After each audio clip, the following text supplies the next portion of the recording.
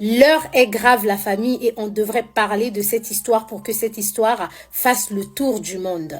Un musicien du gospel a été arrêté avec le crâne de sa petite amie dans un sac plastique. C'est l'actualité du moment et une fois de plus, on reste au Nigeria. Il y a 2 jours de cela, le dimanche 12 décembre, dans la ville d'Abuja, dans les après-midi, comme d'habitude, la police était en train d'effectuer une patrouille et non loin d'une église, la police va tomber nez à nez sur un jeune homme, Oluwatimile. Le jeune homme avait sur lui un sac plastique noir et il y avait beaucoup de mouches autour de ce sac, ce qui a vraiment attiré l'attention des forces de l'ordre. Ils vont alors lui demander tout bêtement d'ouvrir ce sac.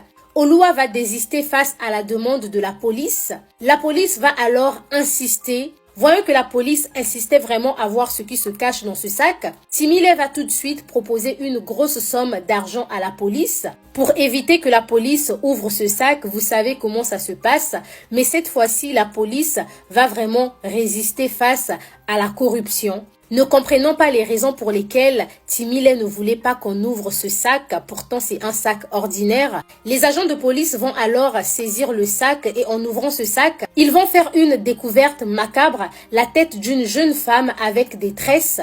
La police et les riverains autour, troublés par cette découverte, vont alors mettre la pression à Timile en lui demandant à qui appartient cette tête.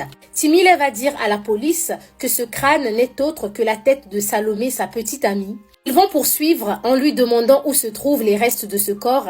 Timile va passer aux aveux.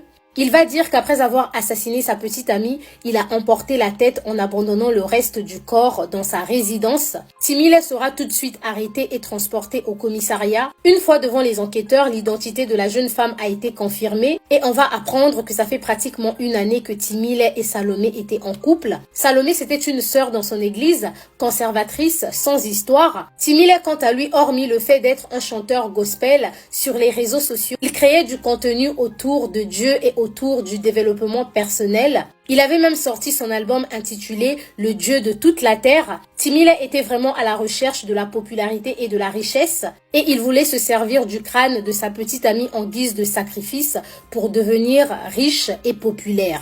Enfin, cette histoire, c'est vraiment la définition de ce qu'on appelle « il ne faut faire confiance à personne ». Actuellement, les gens se demandent « mais quel type d'homme faut-il vraiment conseiller aux femmes ?» Que vous soyez avec un homme de Dieu, c'est des problèmes. Que vous soyez avec un païen, c'est des problèmes. Que vous soyez avec un brouteur, c'est des problèmes. Que doit-on faire en tant qu'être humain pour trouver une personne de confiance?